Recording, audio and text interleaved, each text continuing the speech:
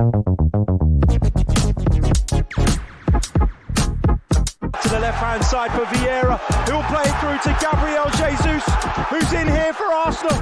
Gabriel Jesus to finish it off. Oh, what a way to do it! Gabriel Jesus seals the points for Arsenal. He's back, and he's back with a bang. Into the penalty area it goes. Gabriel's header, and it's into the back of the net. Arsenal take an early lead through Gabriel. You're listening to the Chronicles of a Gooner, the daily Arsenal podcast with me, Harry Symeou. Good morning, everybody. Happy Thursday. Hope you're all good. Hope you're all well. The Chronicles of a Gooner podcast is back. Had a few days off. Lots and lots has been going on outside of football for me. Mentioned to you guys that I had a couple of funerals to attend over the last couple of weeks. One was yesterday, which obviously is never nice. Needed to spend some time with family. And you know what? I looked at the international break and I looked at some of the things that were going on and some of the stories that were doing the round. And to be honest with you, I just didn't think they were worth discussing. And I really didn't want to sit and make content for the sake of making content, particularly going into what's going to be a crazy busy period. Now, I know when I say this, people probably listening on the other side go, what a ridiculous thing to say. Like, how can you get burnt out from watching football or chatting about football? Like, that's not possible. That's ridiculous. You know, it's a great job and a very privileged position you're in. So don't make out that it's really difficult in comparison to some of the other things that other people have got going on. And I completely agree with that. But I've realized over the last year that sometimes you do need to take a pause. Sometimes you need to prioritize family time. And sometimes you need to take those opportunities when they come along, because football is unrelenting at times. And I know that between now and the end of the season, I'm going to be jam-packed busy. So I did take my foot off the gas for a little bit, for a few days. Those of you that have been listening or watching for a while know I've got a couple of young kids as well, aged 5 and 2. And so I've been spending a bit of time with them as well. And I feel much better for it. And we're ready now to go into the business end of the season, which is going to be intense, which is going to be stressful, which is going to be very, very busy. But you know what? I'm here for it, right? This is what we've been wanting for years and years and years as Arsenal fans. Arsenal to be in the mix for the biggest trophies. We've got a blockbuster Premier League game coming up at the weekend against Manchester City. And very, very soon, we'll be playing a blockbuster UEFA Champions League quarterfinal tie with Bayern Munich. This is what it's all about. So I'm not going to complain about being in this position. I love to see Arsenal in this position. It's going to be tough. It's going to be difficult. It's going to be stressful. Emotions are going to be up and down, I'm sure. But this is what we've been desperate for years. So let's embrace it. Let's enjoy the ride. I do want to say a few hellos to those of you joining us in the live chat. Hope you're all good. Hope you're all well. Big hello to Afsar, who says it's going to be a stressful end to the season. So I've just bought a blood pressure testing machine. Good idea. Matt is with us from Chicago. Good to see you, mate. Matt Gooner joins us and says that he's with us whilst waiting very nervously for the silver ballot results for Bayern Munich. Best of luck to you, my friend. With that, N17 Gunner says Chronicles of a Late Gooner. It's just the way I do things. We've got Hacker in the chat. We've got Jamie who says up the Richard. We've got Osua Aboneni who says good to see you again, Harry. Thank you, Gunner 329. Jamie says morning, Harry. Good to see you, mate. Boring internationals over. Now time for the boys to play. Do you know what as well? Not only was I like not in the mood because I hate international breaks and I find them really, really boring unless there's something at stake. And, you know, I did have the kind of bonus this time around of getting to watch Greece and hoping that they would maybe qualify for the European Championships. They didn't. They lost on penalties to Georgia, who have qualified for their first ever major international tournament. Massive congratulations to them. Former Monaco, Bayern and France defender Willy Sagnol is their manager, and he's done a wonderful, wonderful job with them. And you know what? I can say this as a Greek Cypriot, but a Greek nonetheless. I can say this. The tournament will be better off without Greece because they are that poor. They are diabolically bad. There's just no style. There's no real plan. They had maybe 2, I would say, 10-minute spells in the game where you thought maybe they could score. They did go close when Mavropanos hit the crossbar. But outside of that, they were lackluster. They didn't want it as much as Georgia. Okay, they were away from home, which obviously is a bit of a disadvantage. But, when you think about the sort of heritage of the two countries in terms of football, and I'm not saying that the Greeks are particularly great. I know they won Euro 2004. I think we can all agree that that was a bit of a fluke. They should be getting past the side like Georgia. You looked at their playoff route. It was Georgia or Luxembourg in the final if they beat Kazakhstan, which they did comprehensively and comfortably. And you looked at that and you thought, well, if you can't qualify now, then, what on earth is the point? And I really did feel like that after, of course, the game on Tuesday night, I think it was. Yeah, Tuesday night it was. Awful showing, awful display. But anyway, we're not here to talk about how bad Greece are. We're here to talk about the mighty Arsenal. We've got a full preview of the Manchester City game coming to you guys tomorrow. For the time being, though, we're going to focus on the title race in general. We're going to talk a little bit about how it might go. I've gone through each of the contenders' remaining fixtures. We're going to start off with Manchester City. We're going to look at Liverpool's games. We're going to try and predict how many points they might get and what the key fixtures are. We've also thrown in the European games as well to kind of highlight where they fall in the schedule and whether or not they could have an impact on, Premier League games either side of those. So it's going to be a fascinating title race. People are saying that Sunday's game is a title decider. I wouldn't go that far because I think that there is still A, plenty of football to be played, but B, you got to factor in all the other sort of influences, the Champions League, how that might go, how that might turn out, maybe injuries that are picked up outside of the Premier League. They could have a big knock-on effect on how teams perform.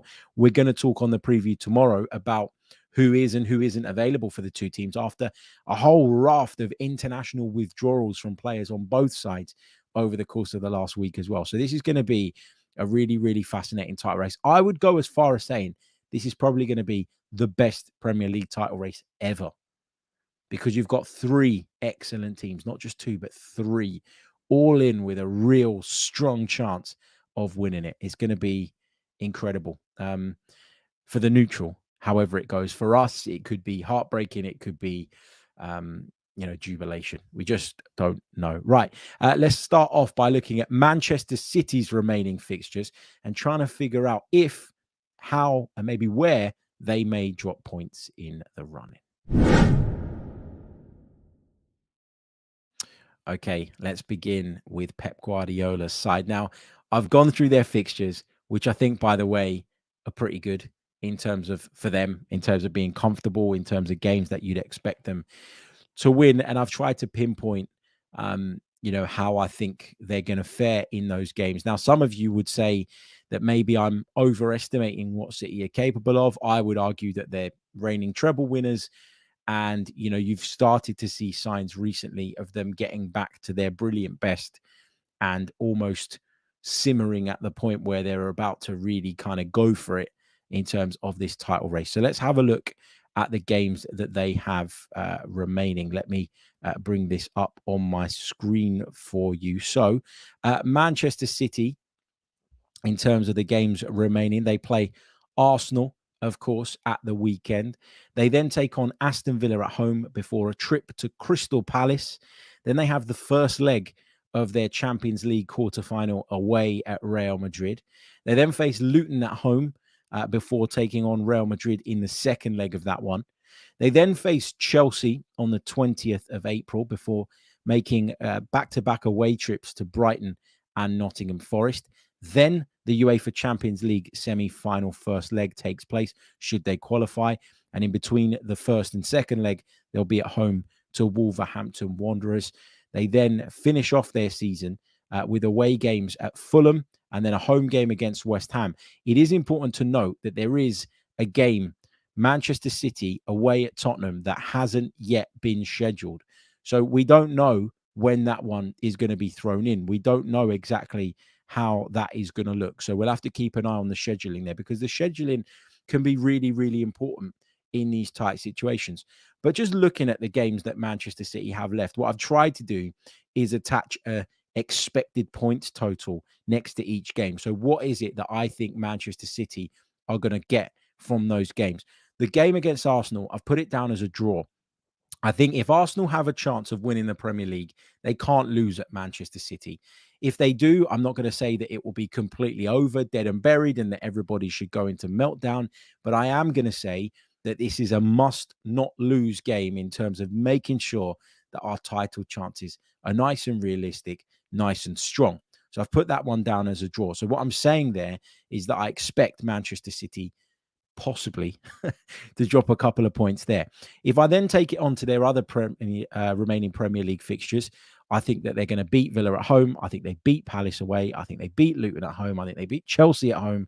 I think they beat Brighton. They beat Nottingham Forest. They beat Wolves. They beat Fulham. They beat West Ham.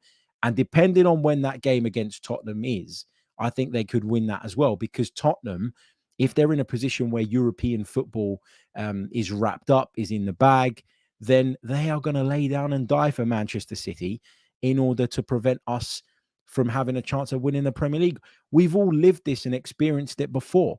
Those of you that are as old as me or older will remember many occasions in which we were involved in title fights with Manchester United down the years, and Tottenham would play Manchester United, and you just knew what you were going to get from Spurs. And that was a Spurs that weren't very competitive, that weren't very glamorous, and probably didn't really have a great deal to play for, but you always knew that they were happy to kind of step aside and allow, Manchester United to steamroller over them in order to prevent us winning the Premier League title. Depending on the scheduling of that fixture, you could see that happen again. And that's the thing that really, really frustrates me about that particular matchup. So I've only got Manchester City down as dropping 2 points in the Premier League between now and the rest of the season.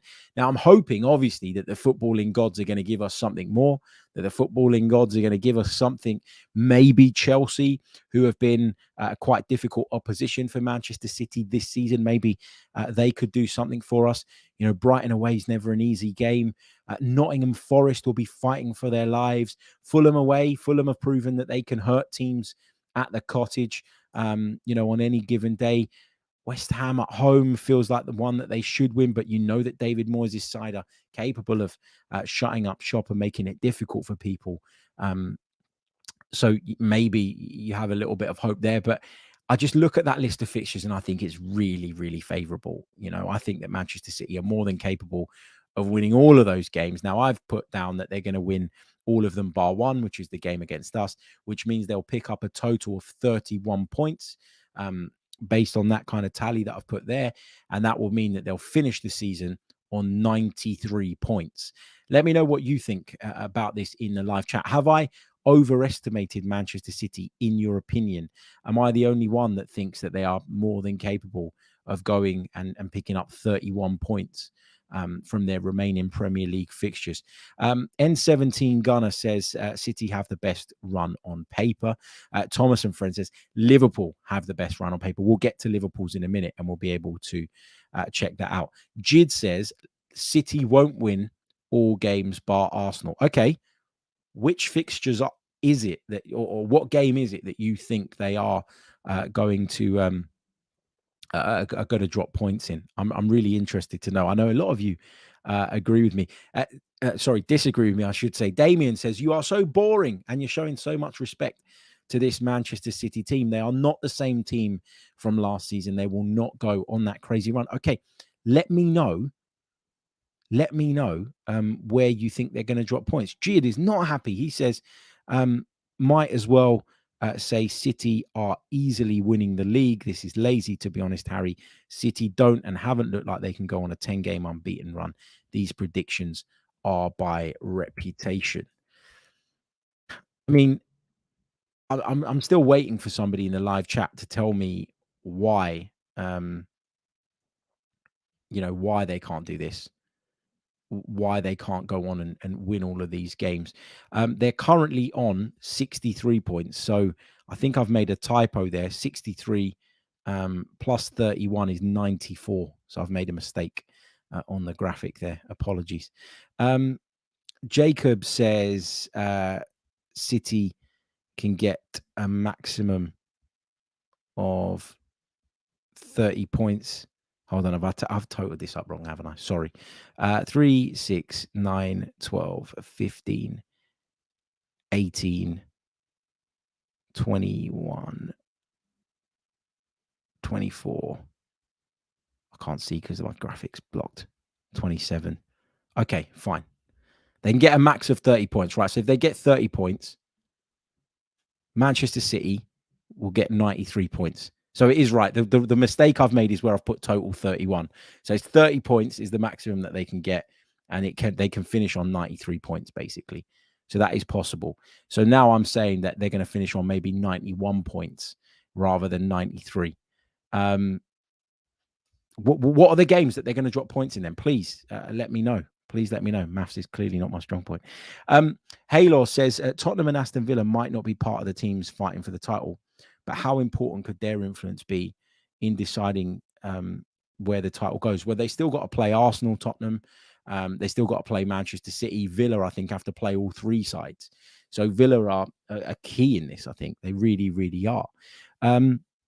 Jid says that City might drop 8 points against Wolves, Chelsea, Brighton, and possibly Villa. I think you're stretching, man, if you think that there's a good chance that they're going to drop points in all of those games. If you're saying one, then I accept it. I accept that, you could be onto something there. And I'm hoping that they do drop points in one of those games. But can you really, hand on your heart, say that in the thick of a title race where Manchester City are at full tilt, fully focused, know exactly what it is they have to do, that you would back them not to win those games? Chelsea have been really poor this season. Wolves have sprung a surprise on occasion this season, but Wolves go to the Etihad. If it was at Molineux, I think it would be a different story. Brighton, do you trust Brighton to keep a clean sheet against Manchester City? I don't trust Brighton to keep a clean sheet against anybody. And Aston Villa, they play way too open, in my opinion, to go to the Etihad and get something. That's my issue with this. So I'm saying that Manchester City are, in my opinion, going to pick up, 28 points. 28 points from the rest of the season, despite the typo on my graphic. I'm saying that they're going to pick up 28 points, which means that they would finish on 90 points. That's a lot of points, man.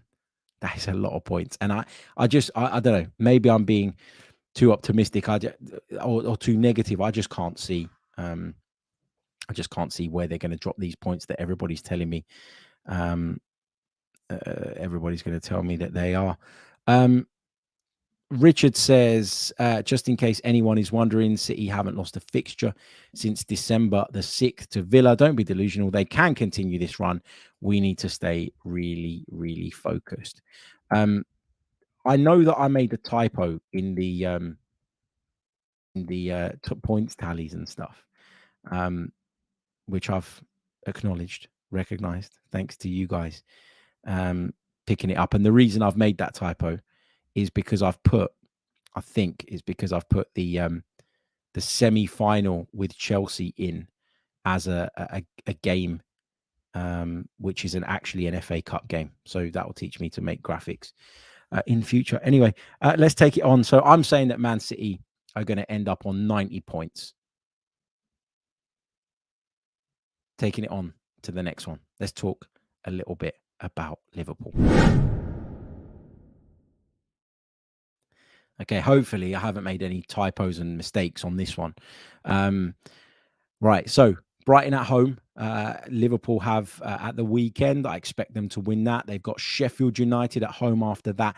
Then they take on Manchester United at Old Trafford. Then, of course, they play Atalanta in their Europa League semi-final. That is either side of a home game against Crystal Palace. They then have to go to Fulham away, to Everton away, and to West Ham away consecutively. So 3 games on the trot there, all away from home. They then have to play Tottenham after the first leg of their Europa League semi-final, should they get there, before facing Villa and Wolves. So let me just make sure the maths is right on this. I'm saying that Liverpool are going to pick up 3, 6, 9, 12, 15, 18, 21, 24, 27, 28 points. So for Liverpool to pick up 28 points on top of I need to get a calculator here just to make sure.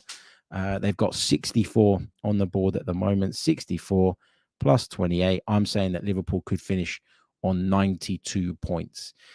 Again, I know I'm going to get the same responses. I know that people are going to say, oh, you're giving them way too much credit. I just think Liverpool have been through this really awful period when it comes to injuries and have managed to come out the other side of that somehow. They're getting players back now, still within touching distance. They're second at the moment. They're only behind us on goal difference, and they've got a far superior running to us. So you look at that running and you just think, man, like, where are the mishaps going to come? Man United away, I've put it down as a draw. I don't think United are good enough to beat them when it really, really matters, when it's a top priority like it is in the Premier League. Are they good enough to get a point? Probably at Old Trafford. Fulham away, Everton away, West Ham away. Maybe I've been a bit generous, giving them 9 points from those 3 games. All trips on the road. Fulham have been really good against big opposition this season at the Cottage. Everton away is a Merseyside derby, and they need points for survival, but they'd also love to spoil Jurgen Klopp's farewell tour. West Ham away could be interesting as well, of course, but I think, again, that will depend a little bit on what they've got going on in Europe. If their league position is secure, which it is, and there isn't that much hope of sort of progressing on that and going that bit further, they might be a little bit disinterested in that game, perhaps. Tottenham at home, again, it totally depends on where Tottenham are at in their situation.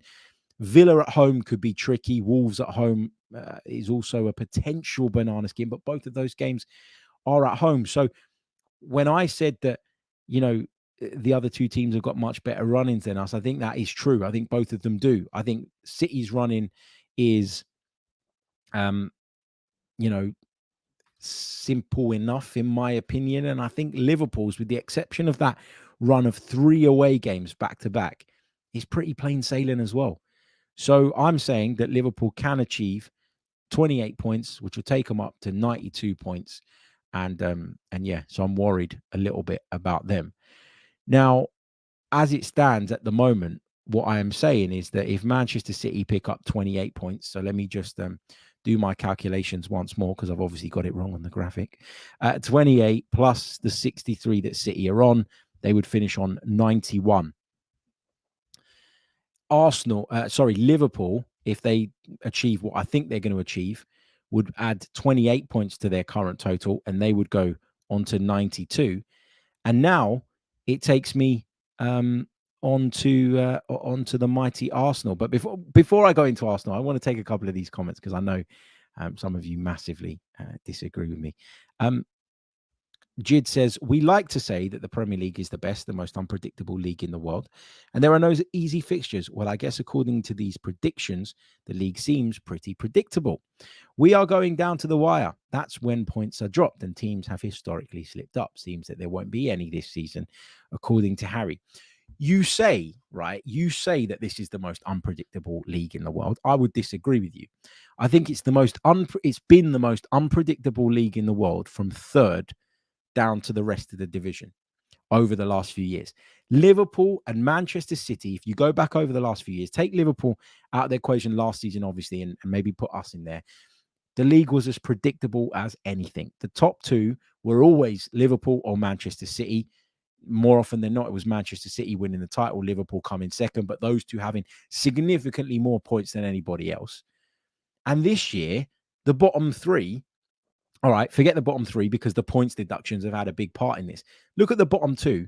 It's bloody obvious who's going down, who's already gone down in March. In truth, those 2 sides, Burnley and Sheffield United, with all due respect, have been relegated for months. So, you say that it is the most unpredictable league, and I think there is some validity to that point when you look at teams in certain positions. But in terms of who's going to win it, in terms of those 2 being far superior to everybody else in recent years, it has been bloody predictable. How can it not be predictable when City have won 4 of the last 5 Premier League titles? It is predictable. Or, if they win it this year, I think it's 4 out of 5. I think it's 3 out of 4, though, going into the run in here. So, yeah, we'll see. We'll see. Right, let's take it on to the mighty Arsenal, because that's what everyone really wants to talk about, right? Okay. So I make our run, as you can probably guess from my graphic, which hopefully adds up, not like the Man City one. I make our running the most difficult. I really, really do. I look at it now, and if I just total up the points I think we're going to pick up before I sort of take you through it in a little bit more detail. We've got 3, 6, 9, 12, 15, 18, 21, 22, 23. I think Arsenal are going to pick up 23 points between now and the end of the season. So 23 plus the 64 that we're currently on puts us on 87 points. There we go. I got my maths right on 2 out of 2. Or 2 out of 3, I should say. Look, Man City away, I've put us down for a point, which I think is a realistic expectation to have going to the Etihad. We got to beat Luton. We got to beat Brighton. We got to beat Villa in between those 2 games against Bayern Munich at home, of course. We got to beat Wolves. We got to beat Chelsea. And Tottenham away, I've put 0 because I really don't fancy going there needing anything. And I think that Tottenham are going to be well up for that. And I think it's still early enough in the season for them to have something to play for. And the added incentive of spoiling our party is going to get them going. The atmosphere is going to be incredible. And I need to see more from this Arsenal team before I'm going to sit there here and say that we're going to go there and we're going to win. Bournemouth at home, we have to win. Everton at home on the final day, we have to win. Man United away, similar story to Tottenham.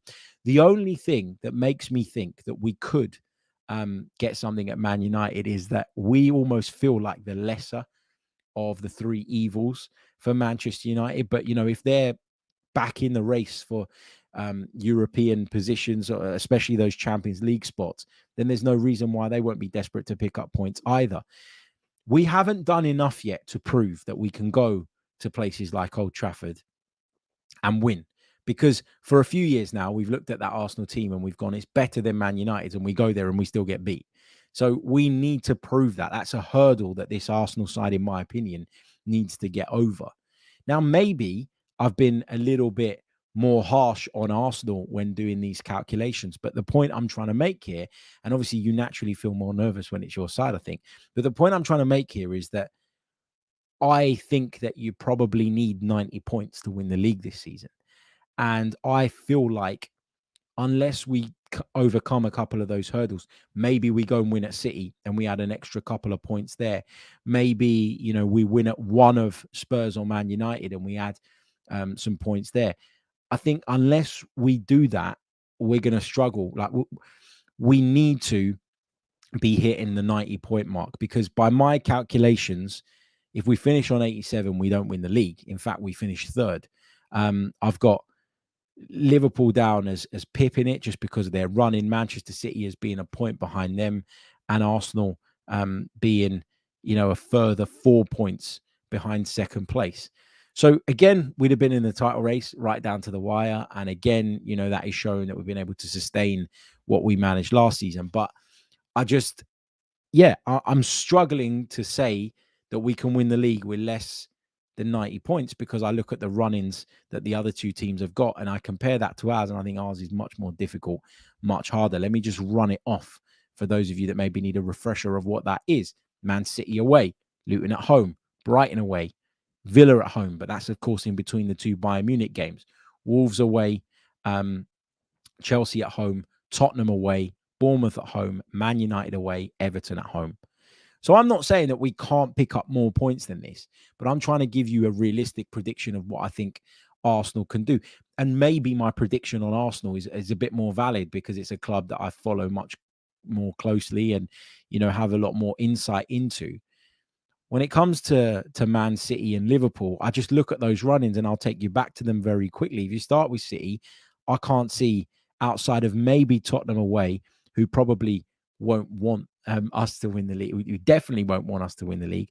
I can't see a game that I look at there and go, they're definitely going to drop points. Could they drop points elsewhere? Maybe, but I just can't see it myself personally. And when I look at Liverpool's games, the only thing that really jumps out to me as a potential banana skin is those 3 games back to back away from home. It's 3 games in 6 days. It's Fulham away, Everton away, and West Ham away. Perhaps they can drop some points there. But feel free to rip my predictions apart in the comments, and we'll come over to those in just a second. The thing is, right, I put out predictions and people shoot them down, right? And you're more than entitled to do that, right? That's what we're doing here. We're having an interactive live podcast where you guys can have your say in the live chat. So my prediction, okay, is Arsenal to finish on 87 points. And I'm going to make a note of this. Arsenal to finish on 87 points, City to finish on 91, and Liverpool to finish on 92. Okay. My point here is that I think that you need 90 points to win the league. And I'll be very surprised if it's less. Now, maybe nerves kick in when it comes to the final games and people start to drop points that ordinarily they wouldn't. I get all of that. I accept all of that. And I think that, it's very plausible that maybe that happens.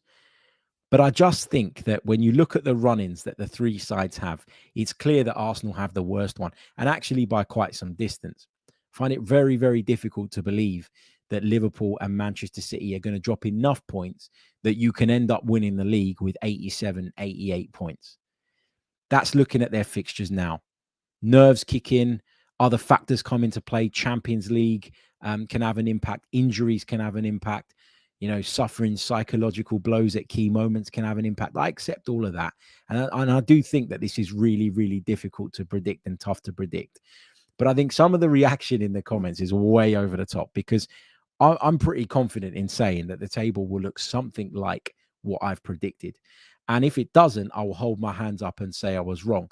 But who can hand on their heart look at the predictions that I've made and say, no, actually, Man City are going to get significantly less points than that? Who can hand on heart say that Liverpool are going to get significantly less points than what I've tallied up? Because, the truth is that those sides have got really, really favourable runs in comparison to ours. Who can hand on their heart say that they think Arsenal are going to amass more than 87 points? And if you can't say that, looking at the fixtures of Liverpool and Manchester City, how can you say that you're confident Arsenal are going to win the title at this stage? It's really, really difficult, but I'm really confident in saying that these sides are going to hit very close to the 90-point mark, and I think there's going to be the finest margins in it. Arsenal have been to Old Trafford in recent years and failed to win despite being the better team. Arsenal have been to Spurs in recent years and failed to win. Arsenal have been to some of the other places that we've got to go, the likes of Molineux, Brighton, and drop points when we thought that, that wasn't possible. So for me to say that I think we're the third favourites in the title race, I think is a fair and legitimate point to make.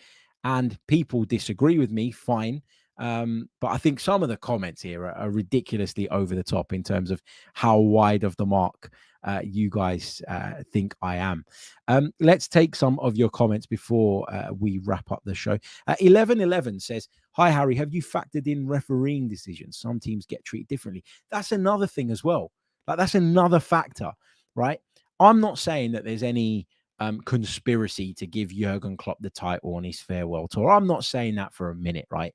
But we know that these things can make their way into your subconscious bias. We know that Anfield can have an impact. We know that, managers playing mind games and all sorts of external pressures can somewhere along the line impact some of the decisions that we see in England's top flight. So, if it's about narrative, well, the narrative is with Liverpool, right? So you have to factor that kind of stuff in as well. What else have we got? Robert says, we have a tough run in. Do it on Sunday, and this group will grow and become monsters. Come on, you Reds. Yeah, I agree. I think that if we go and win at the Etihad on Sunday, my outlook will change. And if we won at the Etihad and we put 3 points on the board there rather than the one that I'm predicting, then our points tally goes up to 89 in terms of what I'm predicting. And then you're in with a shout because you don't need, those teams to drop as many points as you would if you only pick up a draw at the Etihad. So, yeah, this is really fluid and it can change along the way. But I just really do think that you're going to need more than 90 points to win the Premier League this season.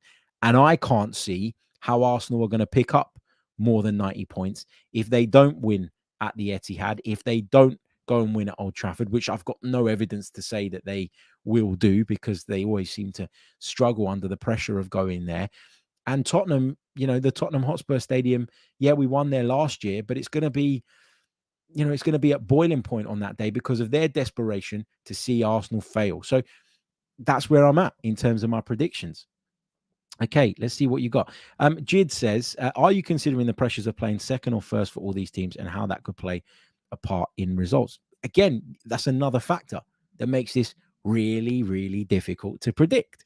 And I just think when you look at the run-ins, I can't tell you what the psychological impact will be of playing first or second until those games take place. Because if the team playing first win, then the pressure becomes massive on the team playing second. But equally, if the team playing first drops points, and that even a point would stick you ahead of them in the race, then you can maybe, it can go either one of two ways. You can either play with lots more pressure because you feel a desperate need to capitalize on their slip up, or you can play with a handbrake off because you know that they've already lost. And so you might be going away to Spurs that day and thinking, okay, rather than going to Spurs needing to win, we can go to Spurs and need a draw and get away with a draw, and a draw can be acceptable. And that completely changes the dynamic of a game like that.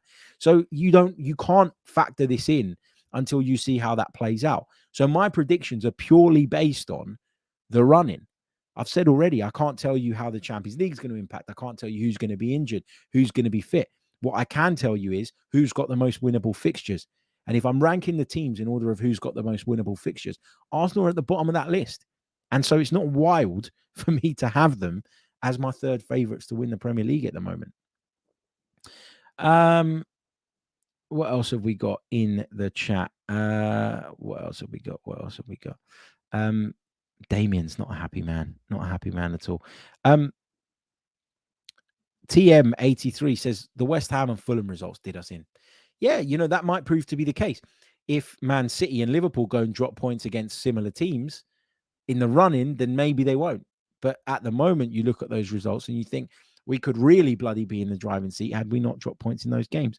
But it's all ifs, buts, and maybes. It's all ifs, buts, and maybes. Very, very difficult to know whether that's going to have a lasting impact until we get to the business end. Halo says, how much will the Bayern Munich matches influence Arsenal's Premier League title chances? They could have a massive influence. You could take loads and loads of confidence from beating Bayern Munich, or you could drop points in the league prior to playing Bayern Munich, and then you could beat them, and that could give you the boost that you need to get back on track. Equally, you could be flying in the Premier League. You could crash and burn against Bayern and suffer a dent to your confidence going into a Premier League game. You just don't know how much this stuff is going to influence. And that's why you can only make the prediction right now based on the fixtures that you have in front of you and their winnability, shall we say. One thing that also works in Liverpool's favour, which I think backs up my point of them probably being the title favourites right now, is the fact that they're in the Europa League. Manchester City have got Real Madrid to face. And if they beat Real Madrid, they face either us or Bayern Munich. Liverpool, in my opinion, have got a free pass to the Europa League final. And they can make changes whilst navigating that route. They can make the substitutions that they need to make, I think, earlier on in games. I think they'll be able to rest certain key individuals depending on what they've got coming up at the weekend as well. If I were a Liverpool fan, I'd already be booking my flights to Dublin for the Europa League final. So that is surely going to have less of an impact on their Premier League title chances then our Champions League fixture will have on ours, and the same can be said for Manchester City. Anyway, I am going to leave it there. Just to quickly summarize, looking at the 3 run-ins, I've got Liverpool down as winning the title on 90 plus points. I've got Manchester City as finishing second on 90 plus points as well. And I've got Arsenal at just below 90 points, finishing third based on the remaining fixtures. Remaining fixtures alone. I know loads of you disagree with me. I know loads of you think I'm talking nonsense, but I've had that before and I've been proven right in the past. So I'm going to back myself on this, and we'll see how it goes. If I'm wrong and Arsenal amass more than 90 points, I will hold my hands up and I will say, all bow down to you guys. You were right. I was completely wrong. But I don't think Arsenal make 90 points. And I also don't think that Liverpool and City accrue less than 90 points. Therefore, how can I say that Arsenal are going to win the Premier League title? Is it being negative? No, it's my prediction. A prediction is not what you want to happen. A prediction is what you think is going to happen. I make Arsenal third favourite to win the Premier League title based on the remaining fixtures. Thank you all so much for joining me. It's good to be back on the pod after a little while. Remember, if you're watching us on YouTube or on X, you can listen to this on your favorite podcast platform. If you want to watch the video, you can join us on the YouTube channel as well. Please be sure to subscribe. It really does help. Just before I go, BX Gunner says, is that the long sleeve away kit? No, it's not. I've got a long sleeve top underneath. It's not the long sleeve version, no. Thank you, as always, for joining me, and I will see you all on the next one. Way more heat than I expected today, but hey, is what it is. Love you all. Catch you all soon. Goodbye.